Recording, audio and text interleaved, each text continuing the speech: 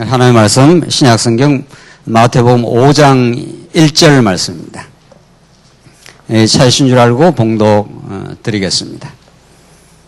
마태복음 5장 1절 말씀입니다. 예수께서 무리들을 보시고 산에 올라가 앉으시니 제자들이 그분께 나와왔다. 그러자 예수께서 입을 열어 그들을 가르치셨다. 심령이 가난한 자는 복되다. 하늘나라가 그들의 것이기 때문이다. 슬퍼하는 자들은 복되다. 그들이 위로를 받을 것이기 때문이다. 온유한 자들은 복되다. 그들이 땅을 상속받을 것이기 때문이다. 의에 줄이고 목마른 자들은 복되다. 그들이 배부를 것이기 때문이다. 긍휼히 여기는 자는 복되다. 그들이 긍휼히 여김을 받을 것이기 때문이다. 마음이 청결한 자들은 복되다. 그들이 하나님을 볼 것이기 때문이다. 화평케 하는 자들은 복되다. 그들이 하나님의 아들이라 불릴 것이기 때문이다. 의를 위하여 박해를 받는 자들은 복되다. 하늘나라가 그들의 것이기 때문이다. 나 때문에 사람들이 너희를 모욕하고 박해하며 거짓으로 너희를 대항하여 온갖 악담을 할 때 너희는 복되니 기뻐하고 즐거워하여라. 하늘에서 너희의 상이 크기 때문이다. 너희보다 먼저 있던 선지자들을 이와 같이 박해했었다. 12절까지 봉독 드렸습니다. 우리는 오후 시간 마태복음의 큰 줄기를 잡아서 마태복음부터 시작되는 신약성경 전체 그 줄기를 자세한 디테일한 내용들은 또 많이 강론도 해왔고 또 앞으로도 할 기회가 있습니다만은 큰 줄기를 잡아서 공부해 가기로 했고, 오늘 우리 지난 시간 1장에서 4장까지 이르는 이제 마태복음에 나오는 구약의 언약에 대한 성취 내용을 우리 공부했습니다. 마태복음 전체 주제가 우리가 잘 알고 있듯이 사복음서가 각기 다른 예수님의 측면들을 이야기하면서 총체적으로 예수는 그리스도이심을 드러내시는데, 마태복음은 구약과의 직접적 연결고리 역할을 하면서 구약에 잘 나타나는 선지자, 왕, 제사직이라는 그 직분을 연결고리로 해서 예수가 그리스도임을 증명하는 놀라운 진리입니다. 우리 지난 시간 확인했고, 또 우리가 이미 오래전부터 우리가 성경신학적 관점에서 성경을 보는 것이 얼마나 성경의 그 통일성을 확보하고 그 연결성과 그 순차성까지도 마태복음이 그 자리에 꼭 있어야 되는, 그렇게 하나님이 편집되게 하셨다는 사실, 이게 하나님의 말씀이라는 것을 성경의 자체적 증거, 성경의 자정이라고 하는, 누가 성경이 하나님의 말씀이라고 누가 입증하고 그렇게 주장해서 성경이 되는 게 아니라 성경 자체가 스스로가 진리임을, 진리 자체의 통일성과 그 순차성, 순서까지도 하나님께서 그렇게 정해 놓으셨다 하는 것을 우리 지난 시간 마태복음 1장에서 4장까지 확인했고, 오늘 이제 선지자 직임에 대한 의한 성취입니다. 지금 우리가 마태복음의 그 위치도 확인했고, 주제도 확인했고, 이 마태복음의 직임을 성취하시되 1장에서 4장이 구약의 언약에 대한 성취고, 이 장 두 번째, 세 번째, 네 번째, 우리가 잘 알고 있는 대로 선지자 직임, 그 다음에 왕직임, 왕직, 그 다음에 제사장, 이렇게 되어 있습니다.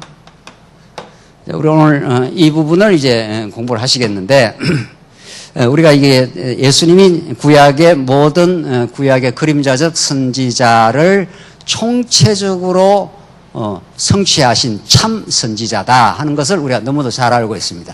중요한 것은 예수님이 선지자로서 그가 메시아임을 지금 증명하겠다는 건데, 그 의미의 세계를, 우리 그야말로 이 개론 자체도 의미 분석이니까 성경의 질서정연한 논리와 구조를 통해서 그 의미를 드러내고 있는 거니까, 선지자로 예수님이 오셨다는 그 의미가 얼마나 중요한가 하는 것을 우리는 깊이 이 마태복음을 통해서 깊이 이제 천착할 이유가 있는 겁니다.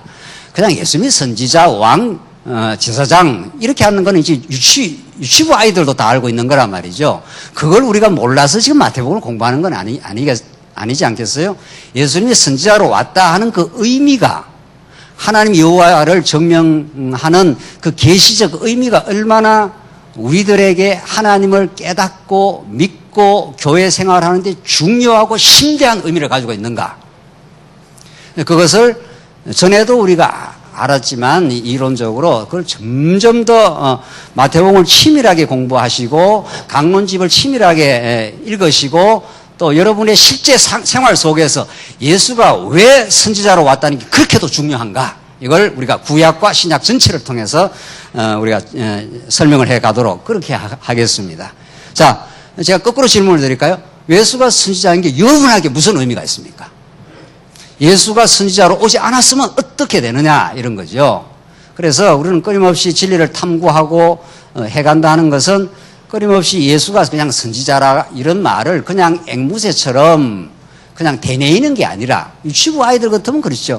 아이들 봐라 예수님이 삼직으로 오셨다. 선지자 왕 제사장이다. 그럼 뭐 그렇다. 애들은 그런 수준에 받아들일 거 아니겠어요. 그러나 우리는 그렇지 않는 거죠. 자꾸 진리를 깨달아가고 삶에 많은 고난을 겪어가고 정말 구약의 선지자들이 어떨 때마다 등장했는가를 살펴야 예수가 하늘의 참 선지자로 그 당시에 캄캄한 그 시대에 오셨다는 것이 진짜 의미 있게 밝혀진다는 거죠. 모세가 가장 구약의 뚜렷한 선지자. 그래서 모세가 나 같은 선지자가 올 것이다. 이렇게 그 선지직에 대해서 모세가 가장 그 뚜렷하게 설명을 하고 진짜 본격적으로 엘리야, 엘리사 시대를 거쳐 그리고 이사야로부터 말라기까지 이르는 그 구약의 그 기라성 같은 선지자들의 그 등장, 그 역사적 배경이 어떻게 되어 있느냐 하는 것들이 우리가 구약 전체 역사를 통해서 우리가 관통해서 이해할 때라야 선지자가 왜 중요한가 하는 거죠. 오늘 우리가 공부하는 선지직. 자, 오늘 이 세상에는 왕들도 많고 제사장들도 많아요, 사실은. 그런데 놀랍게도 어떤 공자, 맹자, 스가모니, 코란경는 선지자가 있긴 있으나 많은 건 가짜 선지자들이니까. 그러니까 그 마오몇교는 자기들도 계시 종교를 하니까 이제 예수님을 선지자로 보는 거 아니겠어요? 그건 조금 다른 이야기지만은 그게 잘못된 선지자직인데 세상의 모든 철학, 과학, 모든 진리를 좋아하는 어떤 책에도 진짜 선지직이라는 게 없습니다. 이건 아주 기독교가 기독교 되는데 오늘 마태복음을 공부하는 데 있어서 아주 중요한 특징인 거죠. 세상에는 왕들이 많지 않습니까? 그렇죠? 세상엔 수많은 왕들이 명멸해 왔습니다. 로마 제국의 황제도 있었고, 뭐 지금 영국의 여왕도 지금 존재하고, 다 사람들이 왕 되고자 하는 거 아니겠어요? 다 힘만 있으면, 돈만 있으면. 그러니까 세상에 왕들이 다 존재했습니다. 그리고 세상에 수많은 제사장들이 존재합니다. 이때 제사장 하는 건 희생 제물이 되겠다 이런 뜻입니다. 제가 대학원 다닐 때 학교로 올라갔습니다. 학교로 올라가는데 그때 가장 80년대 가장 그 데모가 극심했을 때입니다. 그래서 학교를 이렇게 또박또박 올라가는데 학교 도서관을 이렇게 올라 지나가는데 막 학생들이 모여 있어요. 모여 있어서 이제 그때는 뭐 데모가 1, 2, 3, 4였으니까 계속 체류탄이 터지고 뭐 이런 시대였으니까. 그래 이제 막 그 도서관 그 위에 막 학생들이 운집해 있습니다. 뭐 이게 또 데모가 이제 뭐 터졌구나 해서 이제 쭉쭉 올라가고 있는데 저 위에서 막 이제 깃발을 이제 저으면서 이제 구호를 외치는 거죠. 그 발코니 같은 데서 외쳤습니다. 그래서 이렇게 지켜보는데 신나를 뒤집어 쓰고 불을 확 꺼가지고 확 떨어지는 걸 봤습니다. 그러니까 한 6층, 7층쯤 되는 그 학생회관 옆에 건물에서 그 자리에서 민주주의 만세 이렇게 외치고 여러 차례 외쳤죠. 그러니까 밑에서 막 환호를 하고 같이 응답을 하고 민주주의 만세 만세 계속 외쳐대었습니다. 그 아크로 그 광장에서 계속 외쳐대면서 신나로 혹 뒤집어 써더니만은 불을 확 꺼당기니까 온몸이 신나로 뒤집어 씌웠습니다. 그래서 그 발코니에서 그냥 떨어지는 걸 제가 목격을 했습니다. 그래서 그때 저는 이제 그 대학원 때니까 이전에 이제 대학교 다닐 때도 그런 여러 현장들을 경험하고 우리 동료들이 우리 학우들이 그런 경험들을 했어요. 저는 이제 그 직접 그 신나를 뿌리고 민주주의를 위해서 희생 제물이 된 거죠. 그 사람들은 그렇게 기꺼이 그렇게 하는 겁니다. 누구를 위해서? 민주주의와 자기 영광을 위해서 그렇게 하는 겁니다. 그 인간은 얼마든지 예수를 안 믿고도 자기 도덕적 분열한 도덕성과 자기 영광을 위해서 자기를 희생하는 겁니다. 제가 이 말씀을 드리는 것은 세상이 그렇게 한다는 거예요. 세상은 자기 의를 위해서 신나를 뒤집어 쓰고 발코니에서 그대로 바로 떨어져 가고 죽었습니다. 그래서 그 당시에 계속 그 나무를 이렇게 식목을 했는데 누구 열사 그때가 가장 많이 죽었을 때입니다. 많이 죽었어요.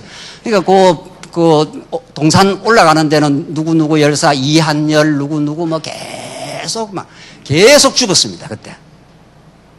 그래서 그 사람들은 자기 의와 자기 신념 따라서 하는 겁니다. 어떻게? 희생 제물이 기꺼이 되는 겁니다. 민주주의를 위해서. 민주주의 만세 이렇게 하는 거죠. 그러면 그 많은 학생들이 분연히 일어납니다. 그렇게 막 지금 죽어나가면서 자기 희생을 몸을 던지니 제사장 제물로 기꺼이 한 몸을 바치니 그게 수많은 또 학생들에게 또 하나의 그 사상에 불을 질러대는 거죠. 그래서 세상에는 왕들도 많고요. 세상에는 다른 사람을 위해서 희생 제물이 되는 사람들도 많습니다. 얼마든지 기꺼이 죽습니다. 기꺼이. 누구를 위해서? 자, 이제 우리가 이제 물어야 될 질문, 누구를 위해서? 무엇 때문에? 그 사람들이 하나님을 알고 진리를 위해서 죽지 않습니다. 그 사람들이 세워놓은 자기의 신념과 자기 의와 세상적 정의라는 그 민주주의라는 세상적 정의를 위해서 기꺼이 죽습니다. 그걸 우리는 진리의 길을 간다고 보지 않습니다. 그래서 제가 많이 그때 생각했습니다.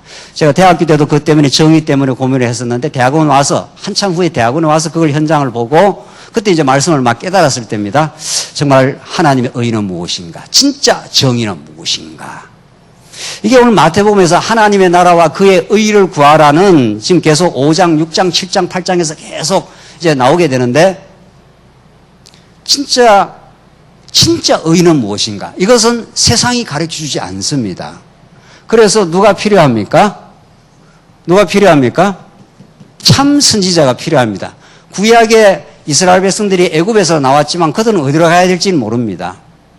어떻게 살아야 될지도 모릅니다. 왜? 애굽에서 400년 종살이 했기 때문에 그들이 살아가는 방식은 철두철미하게 자기 육체의 욕망을 따라서 송아지 섬기는 겁니다. 그래서 모세가 십계명을 받으러 간 사이에 금송아지를 만들어 놓고 이게 우리를 인도하는 신이다 그랬지 않습니까? 그러니까 그 백성들은 모세가 시내산에 올라가서 하나님으로부터의 언약 말씀, 시내산 십계명을 비롯한 그 언약을 받아서 내려와서 그걸 가르쳐 주기 전에는 모세는 구약의 가장 대표적인 이제 인물인데 그걸 그들에게 가르쳐 주기 전에는 그들은 어디로 가야 하는지, 왜 사는지, 어떻게 살아야 되는 기준이 없습니다.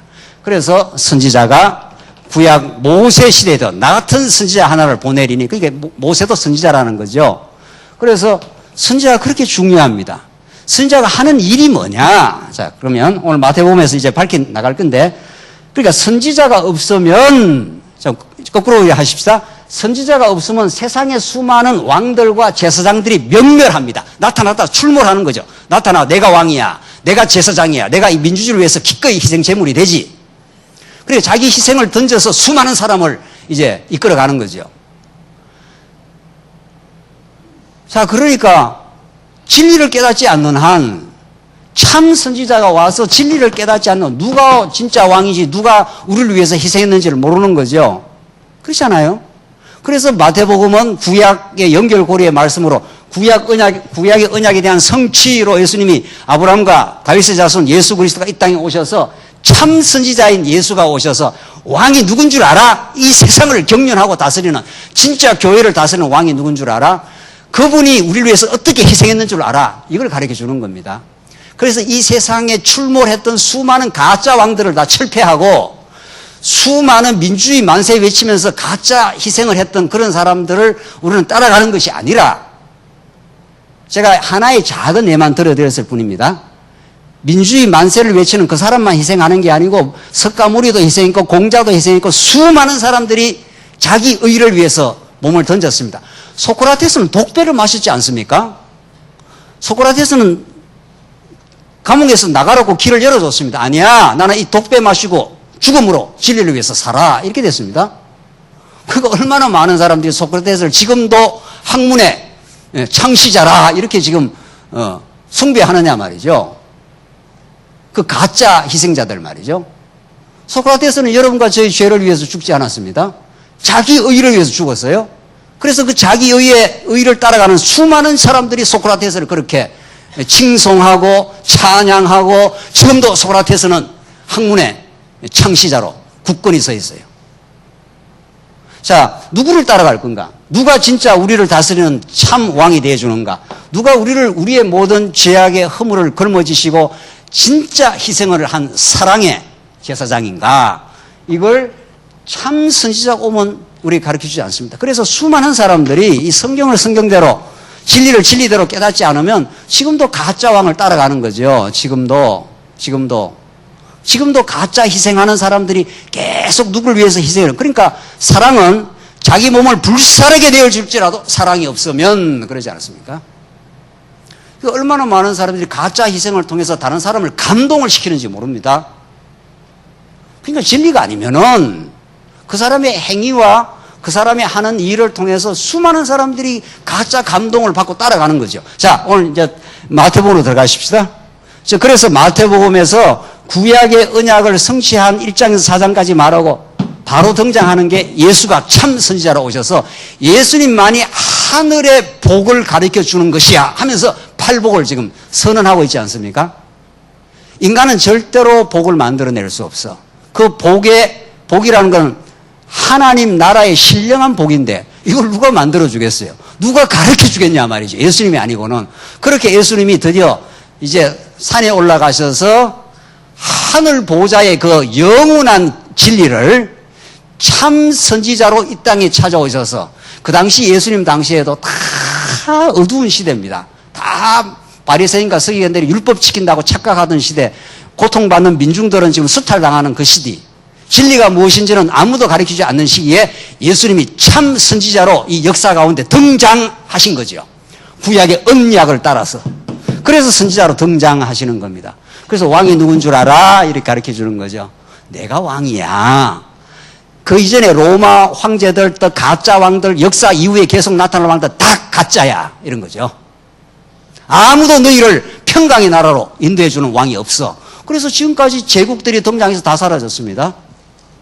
지금 영국도 사라졌고 미국도 다 사라지고 중국이 지금 부각되고 있는데 중국도 사라질 거예요. 그래서 예수가 다스리는 영원한 나라가 있어. 이걸 천국이 이런 거야 하면서 가르쳐 주는 거예요.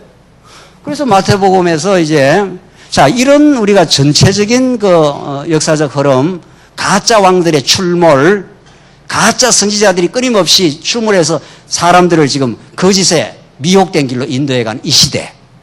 예수님 당시도 그랬고 지금도 그렇습니다. 지금도 끊임없이 가짜 선지자들이 거짓 선지자들이 등장해서 교회를 흔들어 놓고 교회를 그 허탄한 길로 인도해가는 이런 어려운 시대에 하나님께서 이 시대에 진짜 언약의 성취로 오신 참 선지자 예수님이 어떤 분인가 알아. 그분이 무엇을 증거했어? 이 5장 1절에 예수께서 무리를 보시고 산에 올라가 앉으시니 제자들이 그분에게 나와왔다. 그러자 예수께서 입을 열어 그들을 가르치셨다. 이렇게 나오지 않습니까? 이게 예수님이 이제 하늘의 메시지를 이제 가르치면서 드디어 선지자의 글을 가지고 가르치는 거죠. 이게 우리 개론에는 5장에서 9장까지입니다. 말씀과 표적에 의한 성취입니다. 말씀과 표적에 의한 성취. 두 번째, 세 번째. 지금 새로 우리 나온 강론집의 교훈과 질책. 세 번째, 직위와 직무.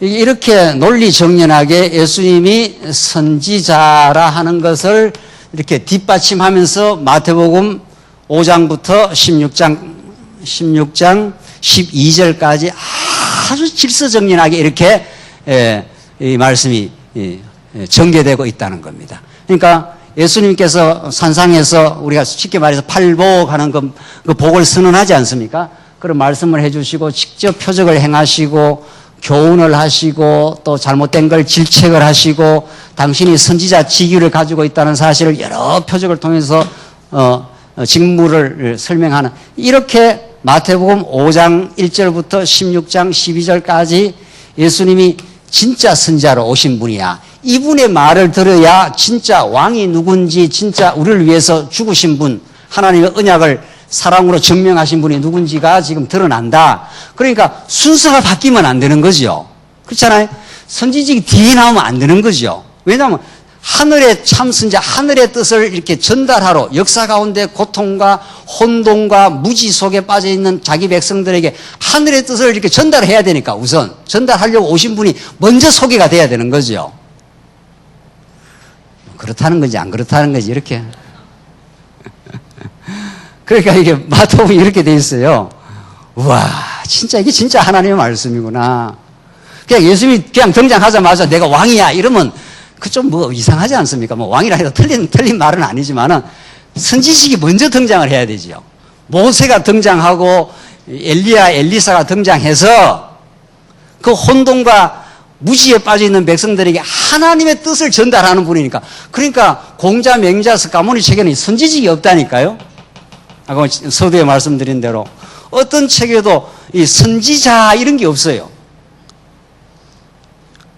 그러니까 다 자기가 선지자지 뭐 따지고 보면 공자도 스가모니도. 그러나 예수님이 하늘로부터 온 선지직은 예수님 한 분밖에 없는 거죠. 그래서 그분이 뭘 증거했는가 하면서 우리가 5장부터 차근차근 살펴가면 이분의 말을 들어야 진짜 평화가 있구나. 이분이 하나님 나라를 이렇게 소개하는 분이구나. 이분이 하나님을 지금 가르쳐주는 분이구나. 이렇게 되는 거죠. 그래서 마태복음을 읽을 맛이 납니까 안 납니까? 예? 와, 이건 진짜 진리네. 이 말씀을 안 들어갖고는 하늘의 진리를 깨달을 수가 없구나. 우리가 그동안 많이 쏘갔구나. 가짜 왕들, 가짜 이 제사장들 말이죠. 이 세상 세속주의라는 게 그런 겁니다. 세속주의라는 게. 예. 세상 학문이라는 게 또 그런 거예요. 다 평강의 나라를 약속하지 않아요. 공자가 와서 그 난세를 치리해서 평강의 나라를 약속했습니다. 공자가.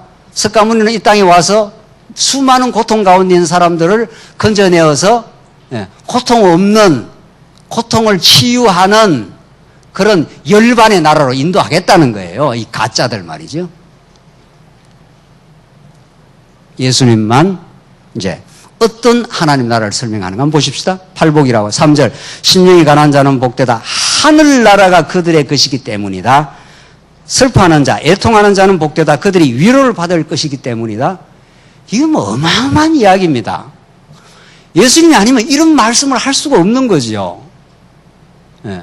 하늘나라의 특성과 그 복의 특성을 지금 설명을 하는데 이 말씀에서 이러이러한 자는 복되다. 어떤 자? 심령이 가난한 자, 애통하는 자 등등등등등등 나오지 않습니까? 그래서 의를 위해서 핍박받는 자, 이런 자들이 복받은 증거들이다 이 말이죠. 우리 옛날에 처음 말씀 우리가 배울 때 또 전에는 성경을 제대로 못 깨달을 때는 이래 해야 복을 받는다는 복의 조건으로 또 많이 가르쳤지 않습니까?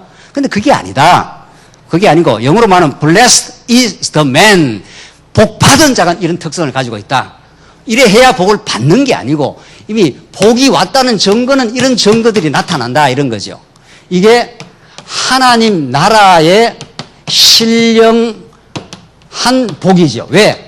구약은 이 복을 전부 그림자적으로 설명을 했으니까. 그렇잖아요. 구약에는 자손 땅 통치 아니에요. 자손 땅 통치. 이게 자손이 번창하고 땅을 정복하고 다윗이 와서 나라를 다스리는 거.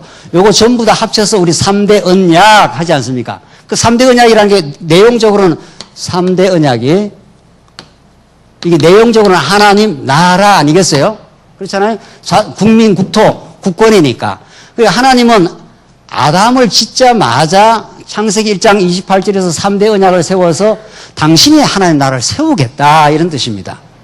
이게 이번에 칼빈 신학교에서 발표한 내용이란 말이죠. 이걸 창세기 1장 28절을 3대 언약으로 하나님 나라에 대한 말씀으로 안 보지 않습니까? 그러니까 아담이 타락하고 나서 하나님이 언약을 세웠다는 거예요. 지금 전통적인 언약 신학은 천만의 말씀. 그러면 아담이 타락하고 나서 하나님이 뒤따라가면서 언약을 세웠냐 말이죠. 아니야. 타락하기 이전에 하나님이 딱 하나님 나라에 대한 언약을 세워. 그게 3대 언약 아닙니까? 우리가 지금 강조하는. 그러니까 하나님이 당신이 이 땅을 창조했으니까 그 이 땅 창조한 이 땅에서 당신이 하나님 나라를 이루겠다는 거예요. 아무리 아담이 타락하고 망가져도 하나님이 새롭게 그 아담을 회복시켜가지고 나라를 세워주겠다. 이게 구약의 그림자적인 하나님의 나라입니다. 그래서 아무리 아브라함이 범죄하고 이삭이 또 범죄하고 야곱은 뭐 사기꾼 중에 사기꾼 아니겠어요? 예. 그렇게 해도 하나님이 한 번 세운 언약은, 자손 언약은 계속 번창된다는 거예요. 그 야곱이 20년 동안 한 일이 뭡니까? 그 라반의 집에 가서. 예.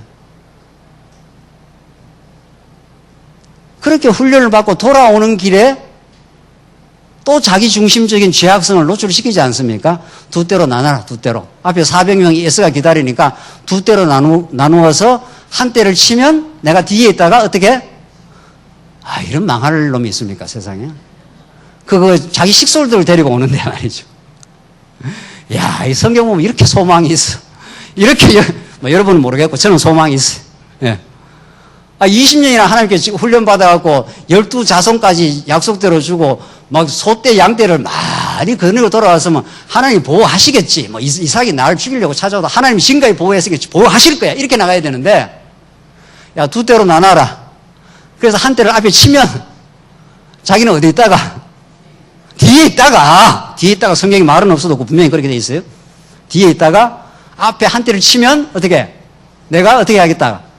피하겠다. 그러면 앞에 그 연약한 자식들, 식솔들 다 죽이고 지는 지금 피하겠다. 이 말이죠. 이런 인간은 어떻게 해버려야 돼요? 우리 정의감으로 말하면, 우리 타락한 정의감으로 말하면 이런 인간은 어떻게 해야 돼? 밟아 죽여야지. 너무 심하다, 이거. 이게 진짜, 이게 상종할 인간이 아니잖아요, 야곱은.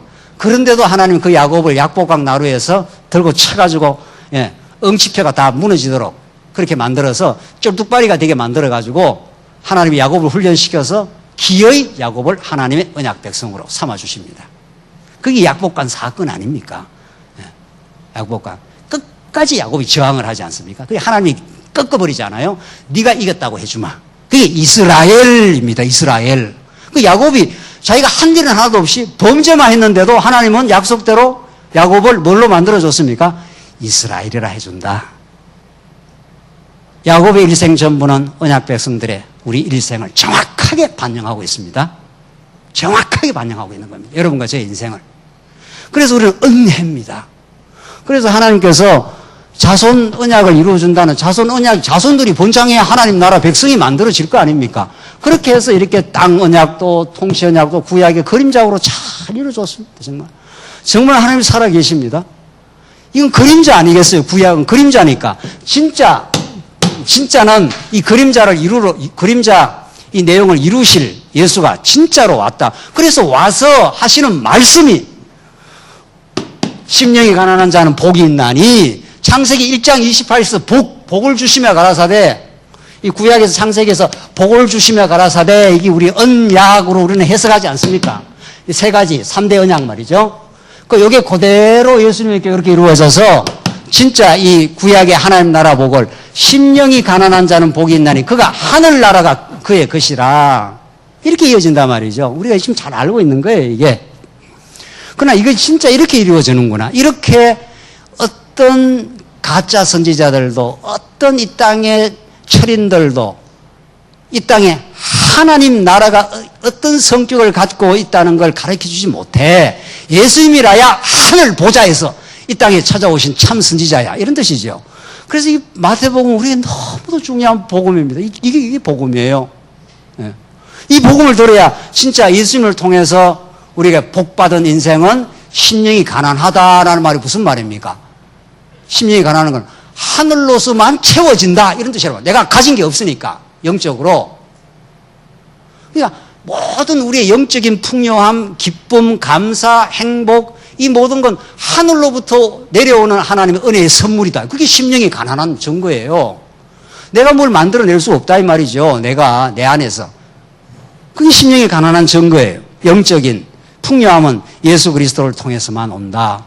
애통하는 자, 슬퍼하는 자 복이 있나니, 그 죄에 대해서 절절해하고, 그래서 이 애통이라는 게 그렇게 신앙이 중요합니다. 이게 하나님 복을 받은 증거입니다.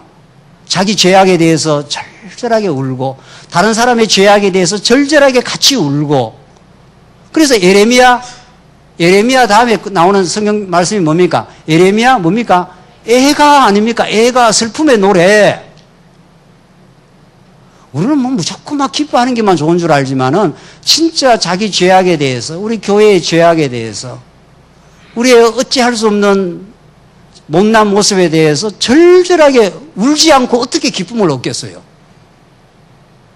우리는 같이 이렇게 우는 겁니다. 하나님, 우리가 이렇게 못나고 어리석습니다. 어떻게 해야 될지 우리는 알 수가 없습니다. 당신이 하늘의 지혜를 가르쳐 주십시오. 그렇게 같이 울고 같이 몸부림치고 같이 기도하는 그 가운데 하늘의 기쁨과 하늘의 지혜가 이제 찾아오시는 거죠. 그러니까 애통하는 자 복이 있다는 거예요. 너무 우리의 연약함을 감추기 위해서 그냥 팍팍하게 사는 게 진리를 깨닫는 게 아니라 우리는 그냥 어찌할 수가 없습니다. 하나님, 어떻게 우리가 지혜가 없습니다. 우리는 우리의 죄악 때문에 몸부림치는 인생입니다. 우리 안에 참된 생명과 지혜가 없습니다. 이게 애통의 심정입니다. 그런 애통의 심정을 거쳐 진짜 위로를 받게 된다는 거예요. 이게 하나님 나라라는 거예요. 이 땅이 하나님 나라. 영원한 나라 가면 이제 다시는 너희 눈물이 없겠고 했지 않습니까? 그러니까 영원한 새하늘과 새 땅의 나라와 이 땅에서 지금 경험되는 실제 하나님 나라는 다릅니다. 그 본질적 속성은 똑같지만은 어떻게 다른가 하면은 이 땅에서 우리가 경험하는 하나님 나라는 애통을 거쳐 기쁨을 얻습니다. 그거 꼭 기억할 필요. 이게 하나님 예수님 가르쳐 주신 말씀입니다. 하나님 어떻게 해야 될지 모르겠습니다. 우리 가정을 어떻게 해야 회복하고 우리 교회가 어떻게 해야 회복돼야 될지 우리는 지혜가 없습니다. 하나님 우리에게 지혜를 주십시오. 우리는 당신을 의지할 수밖에 없습니다. 당신의 주권과 은혜만이 이 문제를 해결할 수가 있습니다. 그럼 그렇게 울 수밖에 없는 존재지 우리가 지혜가 있는 사람들이 아닙니다. 그러면 그 애통을 하나님이 받아주시고 또 애통케 하시고 그 애통이라는 거는 절절하게 하나님을 절박하게 붙드는 길입니다. 그게. 그 눈물이 없으면 어떤 우리 아이가 빗나갈 때 어머니가 울지 않고 돌아오는 법이 있습니까? 우리 아이가 막 헤매고 범죄할 때 엄마가 울지 않고는 해결되는 길이 없더라고요. 두들겨 패서 되는 일도 아니고 말해서 듣는 것도 아니고 그냥 같이 우는 길밖에 없습니다. 어떻게 해결할 수가 없네요. 하나님 긍휼을 베풀어 주시고 이 아이의 마음을 움직여 주십시오. 우리가 할 수 있는 게 없습니다.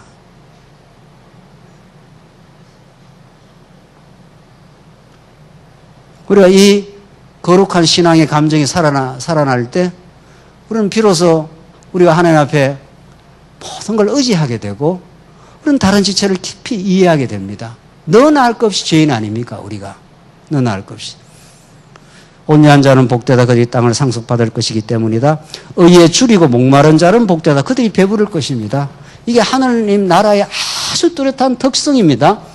의에 줄이고 목마른 자, 이거는 정말 우리가 하늘나라의 신령한 복을 받았다고 하는 뚜렷한 증거입니다. 우리가 오늘 말씀 들으면 돈이 나옵니까? 권세가 나옵니까? 명예가 나옵니까? 왜 여기 앉아 계십니까? 우리가 의에 줄이고 목말라서 그렇습니다. 하나님의 말씀을 우리가 날마다 듣지 않으면은 우리의 마음이 얼마나 강팍해지고 얼마나 보이는 것에 매몰되고 하나님 하늘의 의를 가르쳐 주십시오. 우리는 목마릅니다. 지금 이 말씀은 들어도 갈증나는, 그래서 하늘의 말씀으로 해갈되고 충만하게 될 것입니다. 이래서 늘 하나님 우리에게 의에 줄이고 목마름을 주시고 기타 등등등등등등 팔복이, 이게 구약에서는 자손 땅 통치로 그림자적인 하나님 통치 언약을, 그래서 3대 언약을 이루어주신 하나님은 예수님에게 와서 너무도 내면에서 이루어지는 신령한 복입니다. 이게 전부 다 심령이 가난하다, 애통한다, 의에 줄이고 목마르다, 긍휼히 여긴다, 화평케 한다. 이 말들이 아주 전곡을 찌르는 말씀들입니다. 이건 예수님의 한 말씀 한 말씀은 우리가 피해 나갈 수 없는, 우리는 화평을 피스메이커, 평화를 만들어내는 사람이 아닙니다. 우리는 갈등과 분쟁을 일으키는 사람들입니다. 우리는 끝까지 편당을 하고 말이죠. 그걸 누가 극복하겠느냐? 예수님만이 진짜 하나님과 우리를 화평케 하시고 우리 안에 화평케 하는 마음을 주셔서 다른 지체를 이해하게 만들고 자기를 제대로 이해해야 다른 지체를 이해할 거 아닙니까? 자기가 얼마나 말할 수 없는 죄인임을 알아야 다른 사람이 죄인인 때 행동을 할 때 이해를 하죠. 그럴 수 있다. 하나님 안 붙들었으면 그럴 수가 있습니다. 이런 이해심이 없이 어떻게 하나님 나라를 이루어가겠어요? 그러니까 하나님께서 그렇게 하시겠다는 거예요. 화평케 하는 자 했지 않습니까? 이게. 궁극적으로 이 모든 복은 예수 그리스도에 대한 증명입니다. 자기 증명이에요. 진짜 복으로 오신 예수님을 증명하고 그의 지체된 우리들에게 이런 놀라운 신령한 복을 주시겠다는 거예요. 이거야말로 참 선지자의 가르침이 아니냐 말이죠. 정말 우리는 들어도 다함이 없는 복음입니다. 예. 그리고 마지막으로 의에 줄이고 의를 위해서 박해받는 자, 핍박받는 자가 복이 있대요. 예. 진짜 복음을 위해서 우리가 절절하게 핍박받기를 원하는 마음이 있다면은 이 땅에까지 복음이 전파되기 위해서 우리가 치러야 될 대가가 있다면은 대가 없이 어떤 일이 이루어지는 법이 없었습니다. 이 땅 위에 기독교 역사 가운데 생명이라는 대가를 지불했고 물질이라는 대가를 지불했고 처절하게 고난 겪는 그 대가를 지불하여 이 땅 위에 하나님 나라가 세워졌는데 그 전형으로 예수님이 그렇게 하셨고 그의 길을 따르는 모든 이 땅 위에 그리스도의 제자들은 의를 위하여 즐거이 핍박을 받을 때 그걸 기뻐하고 즐거워하라. 이런 예수님의 하나님 나라의 신령한 복은 정말 은혜로 여러분과 저의 심령을 파고드는 말씀들입니다. 이제는 이론적으로 말씀을 깨닫는데 그치는 게 아니라 우리의 심령을 파고들어 이게 진짜 하나님 나라라는 것을 여러분과 저의 실제 삶에서 경험되고 깨닫고 누리는 게 필요한 거죠. 맞아. 예수님이 아니면 우리는 심령이 채울 길이 없어. 진짜 예수님으로 의에 줄이고 목말라 우리는. 우리는 화평케 하는 자로서 우리를 세우셨으니 끊임없이 지체를 이해하고 바른 말을 하되 사랑 안에서 증거를 하고 그렇게 하나님께서 우리를 세워가시는 이 놀라운 일들이 참 선지자를 통해서 이렇게 증명되고 있습니다. 다시 정리하자면은 구약의 그 그림자적인 하나님 나라는 진짜 그 하나님 나라를 이 땅에 이루러 오시는 예수 그리스도 안에서. 그러니까 마태복음 앞부분에서 구약의 언약에서 이 4장 마지막에 회개하라 천국이 가까이 왔다 하면서 예수님이 드디어 당신의 공생애를 시작하면서 천국을 선포했지 않습니까? 그런데 5장에서 자기가 선지적으로서 천국은 이런 특징을 가지고 있어. 이러면서 그 팔복을 지금 설명해 주면서 하나님 나라는 이런 거야. 이걸 내가 이루어 줄 거야. 이런 말이죠. 이 마태복음 이 산상수훈 때문에 2000년 교회사가 수많은 하나님의 택한 백성이 이 본문 때문에 이 5장, 6장, 7장, 8장에 이르는 이 산상수훈 때문에 톨스토이가 자기가 이걸 하겠대요. 톨스토이는 오른밤 때리면 왼밤 때려주라는 걸 누가 하겠다고요? 자기가 그걸 한다는 거예요. 이 가짜들 말이죠. 예수님이 다 하시는 일들, 그 예수의 지체가 되어서 우리도 모르게 그런 화평케 하고 의에 줄이고 목마르고 의를 위해서 기꺼이 핍박받기를 우리가 그 대가 지불을 하기를 그런 소원이 우리에게 생긴다면은 진짜 우리 안에 하나님의 나라가 세상이 줄 수 없는 하나님의 나라의 그 기쁨과 평화가 우리에게 있다는 뚜렷한 증명입니다. 지금 더 중요한 건 보십시오. 쭉쭉쭉 읽어나가다가 17절에 보면은 이제 율법에 대해서 예수님이 거론을 하십니다. 한번 보십시다. 지금 이렇게 복을 설명하고 이 복이 하나님 나라에 대한 하나님 나라의 신령한 복인데 이 복을 설명하고 예수님이 선지자로 오셔서 율법에 대한 새로운 해석을 해주는 거 아니에요. 내가 율법을 폐하러 온 것이 아니라 뭐라 합니까? 율법을 성취하러 왔다. 이 말씀이 왜 여기 들어있어야 됩니까? 자, 여러분들 지금 이제 성경신학에 큰 좋은 골격이 나왔고 그걸 계속해서 우리가 이제 연구해 들어갈 터인데 하나님 말씀은 풍요하고 한없는 그 진리의 깨달음을 우리에게 주실 터인데 왜 마태복음 앞부분에서 선지자로 오신 분이 이 하나님 나라 복을 신령한 복을 팔복을 설명하고 왜 율법을 왜 거론합니까? 여기에 대한 설명이 있어야 되는 거죠. 이제 왜 지금 하나님 나라의 신령한 복을 말씀하고 나서 왜 내가 율법을 폐하러 온 것이 아니라 율법을 성취하러 왔다는 율법을 왜 거론하느냐 말이죠. 뭔가 연관관계가 있으니까 하나님께서 이렇게 성경을 딱 이렇게 이 율법 문제를 거론하지 않겠어요? 왜 설명합니까? 이걸 왜 설명합니까? 이게 구약의 근거를 갖다 대면 어떻게 설명이 되는 겁니까? 네. 그냥 예수님께서 율법을 뭐 성취하러 왔다. 뭐 나는 뭐 그렇게만 알란다. 뭐 그렇게 알려면 그렇게만 알아도 되시고 왜 팔복을 말하고 율법을 말해서 지금 예수님이 계속 지금 말씀을 끌어가느냐는 거예요. 거기다 무슨 모종의 논리가 있을 거 아니에요. 성경은 우리가 지금 성경이 일관되고 그 흐름이 있다고 하는데 왜 그렇습니까? 이거는 하나님 나라의 신령한 복이니까 그렇잖아요. 그러니까 3대 언약을 예수님이 이렇게 신령한 방식으로 지금 표현을 한 겁니다. 복. 예수님이 3대 언약을 주면서 내가 아담을 짓고 복 주시며 가라사대 생육하고 번성하라 땅을 정복하라 만물을 통치하라. 그 복과 바라크 하는 히브리어는 베리뜨 하는 거하고 지금 그 어근상 동일해요. 그러니까 복은 바로 언약으로 설명된다는 게 분명하죠. 우리가 지금 익히 알고 있는 대로. 자, 예수님이 오셔서 복 있는 자는, 심령이 가난한 자는 복이 있나니 해서 하나님 나라의 신령한 복을 설명하고 나서 왜 율법을 설명하는 거야? 설명하느냐는 거예요. 우리 질문은. 자, 이 질문에 대해서 우리가 대답을 할 건데,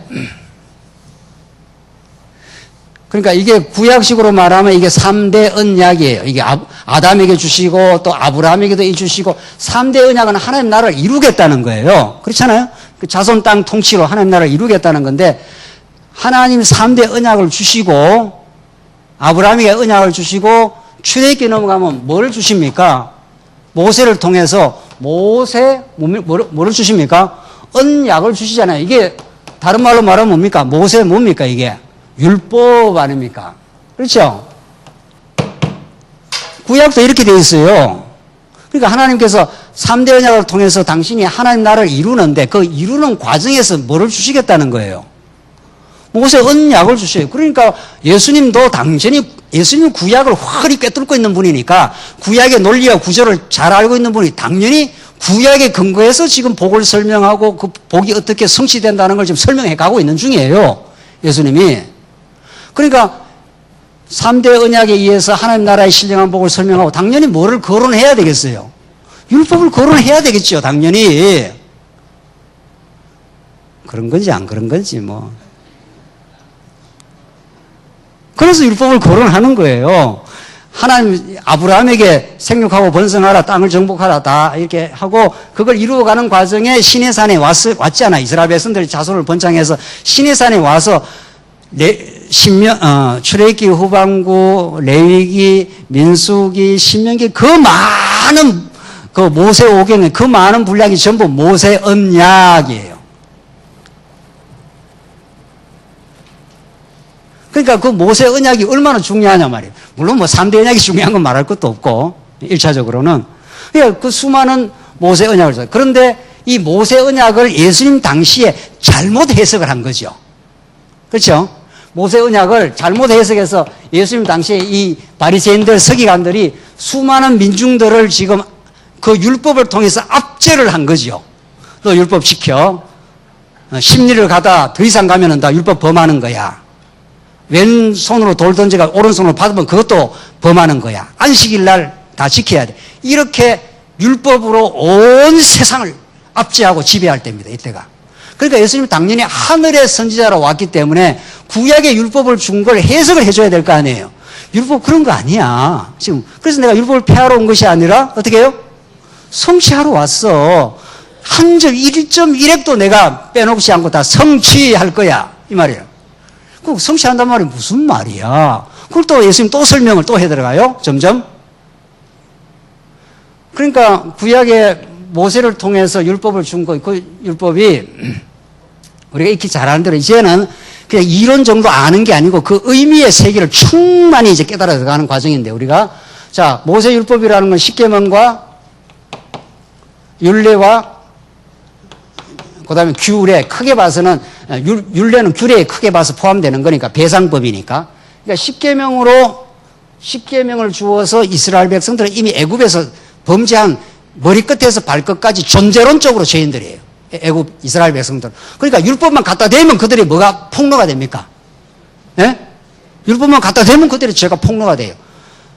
마음대로 모함 여인하고 간통하고 하나님 안 섬기고 금송아지 만들고. 그러니까 구약의 모세가 선지자로서 십계명을 받아가지고 그걸 갖다 대기만 갖다 대면 이스라엘 백성들의 그 숨겨진 죄가 폭로가 되는 거죠. 여러분과 저의 새카맣게 숨겨진 죄들. 그러니까 우리는 얼마든지 범죄를 안 할 수가 있습니다. 얼마나 범죄를 안 할 수가 있습니다. 그래서 다 불교나 유교의 모든 이방 종교들이 얼마나 많은 계율을 만들어갖고 그 계율을 지키지 않느냐 말이죠. 껍데기로 얼마든지 친절하고 얼마든지 잘할 수 있는 겁니다. 숨겨진 죄가 이 인격의 뿌리 속에 숨겨져 있는 거죠. 그리고 얼마든지 친절할 수 있는 거죠. 그 가짜 친절들 말이죠. 예. 그러니까 예수님은 그렇게 해서 너희 죄가 폭로가 안 되면은 죄를 탕감해 주시고 하나님의 언약을 성취해 줄 예수께 오지 않으니까 예수님 구약입니다. 일단 구약에서 십계명을 갖다 대면 갖다 대릴수록 그들의 숨겨진 죄가 어떻게 됩니까? 드러나는 거죠. 그래서 사도 바울이 율법은 너희들이 지키는 게 아니야. 율법으로는 죄를 깨닫게 하고 너희의 입을 막으려고 하는 것이라고. 그 입이라고 했지만은 그걸 좀 더 그 입을 내가 의로와 내가 잘났어 이런 입을 다 틀어 막겠다는 거예요. 율법으로. 왜? 너 죄인이야. 이걸 깨닫게 하는 거니까. 그래서 십계명을 갖다 댄 거 아니에요. 그런데 이 당시에 바리새인들이 종교 지도자들이 이 백성들을 지배하는 사람들이 자기들이 이걸 지킨다고 착각을 한 거 아니에요. 그러니까 하나님께서 구약에는 율법을 통해서 죄를 밝혀내고 그 뿌리 깊이 있는 모든 죄악을 드러내어서 죄가 드러나야 죄를 속할 거 아니겠어요. 자, 문제는 이게 하나님이 하시는 일입니다. 이게 하나님 나라를 이루어가는 과정이에요. 이게 중요해요. 여기서. 그러니까 하나님이 당신의 언약을 3대 언약을 이루는 과정에 모세에게 율법을 준 것은 우리의 죄를 다 폭로를 해냅니다. 다 드러냅니다. 다. 그래야 하나님 내가 죄인입니다. 내가 하나님 나라를 이룰 수가 없습니다. 그런 능력이 없습니다. 그런 의의가 내한테 없습니다. 이 고백이 처절하게 나와야 되는 거죠. 우리 삶 속에서. 그게 아직도 덜 나오면은 내가 뭐 한다는 거예요. 아직도. 그러니까 하나님은 그걸 드러내겠다는 거예요. 이 십계명을 통해서. 그래서 모세가 나오니까 이 금송아지 생기고 난리가 났지 않습니까? 저 백성들 저거 어떻게 해야 됩니까? 저 때려 죽여야 되지 않습니까? 돌로 다 쳐 죽여야 되지 않느냐고. 그래서 모세가 막 하나님께 간구를 해서 그걸 얻어내지 않습니까? 하나님의 용서를. 그렇죠? 그러니까 하나님 나라가 이루어지려면은 먼저 죄가 폭로가 돼야 됩니다. 드러나야 된다는 거죠. 너나 할 거 없이. 그래서 하나님 앞에 다 바짝 두 손 들게 만드는 거죠. 하나님 내가 잘못했습니다. 하나님 내가 하나님 나라를 이룰 능력이 없습니다. 그게 십계명이 하는 일입니다. 그러고 나서 완전히 거꾸로지면은 양을 한 마리 가지고 와야 돼요. 그렇잖아요? 양을 한 마리 가지고 와서 어디로 가야 됩니까? 규례니까. 성막으로. 그래서 모든 이스라엘 백성들은 하나님 앞에 일단 십계명 앞에 거꾸로지고 양을 한 마리 가지고 와서 그 양을 하나님의 지성소로 가지고 가서 하나님께 그것을 상달하게 될 때 하나님이 이제 너희들의 죄를 다 용서하고 너희는 여전히 언약 백성이야. 이렇게 3대 언약, 하나님의 언약 백성임을 이 모세 언약을 통해서 확정을 해가는 거 아니겠어요? 자, 그러니까 예수님도 내가 신령한 나라에 신령한 복으로 왔어. 너희들 이렇게 하나님 나라의 신령한 백성들이야. 그런데 너희들 율법을 오해했어. 그런데 중요한 거는 여기서 진짜 중요한 거는 바리새인들이 율법을 오해했지 않습니까? 바리새인이라는 건 율법주의자들 아닙니까? 진리를 깨닫지 못한 모든 사람들은 율법주의자입니다. 공로주의자, 율법주의자입니다. 그러니까 이 땅에 우리가 왜 이 마태복음을 읽어야 되는가? 바리새인들 보고 읽으라고 이거 성경 준 거 아니지 않습니까? 바리새인들이 율법주의자요 공로주의자라면 모든 하나님의 택한 백성들도 진리가 아니면 은혜가 아니면 누구나 율법주의자입니다. 누구나. 그래서 우리가 진리를 깨닫고 나면 아하 이게 아니구나 이렇게 깨닫게 되는 거죠. 그러니까 율법주의, 공로주의 다 같은 맥락으로 돌아가지 않습니까? 그래서 우리가 구약에도 그랬듯이 신약의 예수님이 드디어 율법을 재해석해 주는 거죠. 그래서 여자를 보고 음욕만 품어도 어떻게 해요?